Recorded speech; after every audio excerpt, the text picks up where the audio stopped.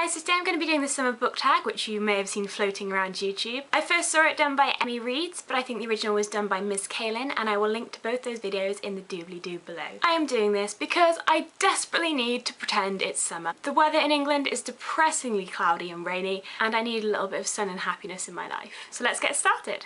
What book cover makes you think of summer? For this one I've chosen Instructions for a Heatwave by Maggie. It reminds you of summer because this picture up here you can see of a kid on the beach looks exactly like my childhood pictures. This book is set during a heatwave in London in 1976, and it just perfectly describes what it's like when it's really hot in England in summer, because we're never prepared for it. We don't have fans, we don't have air conditioning, so everything is just sticky and horrible, and yet at the same time you're making yourself love it because summer is so rare here, and anything above 25 is just a luxury, quite frankly. What book has brightened your day? For this I've chosen Fangirl by Rowell, which everyone has been talking about recently. I mean, come on, how can this not make you happy? Just look how pretty the cover is, it's such a nice colour. And I've got the bonus edition from Waterstones in England, which means I've got all these characters inside, and I've even got a little comic at the back, and it's just such a fun book. It just made me really happy and all like giggly and girly because of all the romance and everything like that. Find a cover with yellow on it. This tag has made me realise that I own pretty much 0 books with yellow on the cover. This is the only book I could find, and it is Gone by Michael Grant.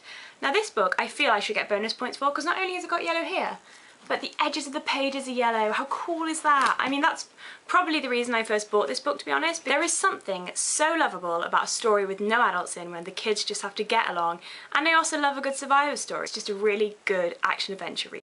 What's your favourite summer beach read? So I think summer beach reads mean something different to me. A lot of people read girly, fun chick lit on the beach, but I don't. I need something to help me escape and forget about how unbearably hot it is so I can tan. So my beach read I've chosen is Virals by Reichs. I read it last year on the beach in Barbados, and I reread it this year on the beach in Barbados, so I think that that book will always just remind me of the beach and boiling hot summer. I could not put this book down, and the main character is female and it's still an action, which is really fun, and I think it's worth a read. What action book had you running after the ice cream man? For me, this book is Delirium by Lauren Oliver. I finished this book about 2 days ago, and I know it's not your typical action book, but for the whole book my heart was racing. It's set in a very strict society a la Divergent or the Hunger Games, so a lot of the time the main characters are breaking rules, and that just made me so nervous. I was waiting the whole time for them to get caught, and especially at the end, no spoilers, but there's a scene where I just wanted to jump in the book and run with them and help them. What book has left you with a sunburn? Anyone who has read the Shades of London series will know exactly what I mean. This book is The Madness Underneath by Maureen Johnson, and it's the second in the Shades of London series. I love this series, but this book, the ending is so painful and so unexpected, and I cried like a baby, and I genuinely couldn't believe that was the end. If you have not read the Shades of London series, I cannot recommend it enough. I think it's one of the best new series coming out. Also, Maureen Johnson is awesome, you have to read this. What book had a happy ending or a sunset? So for this question I kind of went a little bit out there and chose the final in a series. This book, Lady Night by Tamora, is the final in the Protector of the Small quartet. I know a lot of series that have left us with a bit of a bad taste in the mouth. I know people who hate the ending of Harry Potter and the Hunger Games, and obviously there's a legion, which I'm not even going to mention. But this book had the perfect ending. This series is about a girl who beats all the odds and becomes one of the first female knights. I adore this series. It has such a strong female character, and I read it when I was about 12, and it has stood the test of time because every time I reread it I still cannot put it down, even though I know how it ends. The end of this series was just so perfect. All the ends were tied up, and the character pretty much rode off into the sunset at the end, and it just left me so happy.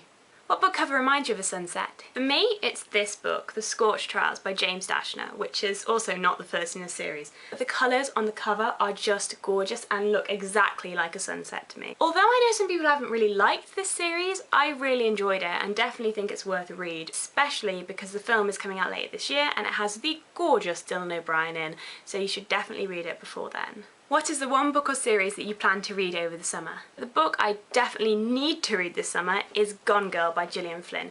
Now I know everyone's been talking about this for the past year and a half or so now, and I have been desperate to read it but haven't been able to get my hands on a copy because I'm a poor student, so I stole this very much battered copy off my sister, and I'm looking forward to finally reading it and understanding the hype. So that's the summer book tag. If anyone else wants to do it, feel free to. I'm not going to tag anyone in particular, and if you do make a response, please tweet me at NumptyParis so I can see it and watch it and get some more book recommendations for summer. So that's everything for today. Be sure to like, comment and subscribe if you liked it, and I will see you next time. Bye! Worst thing about moving home is having to find a new filming location. I don't like it.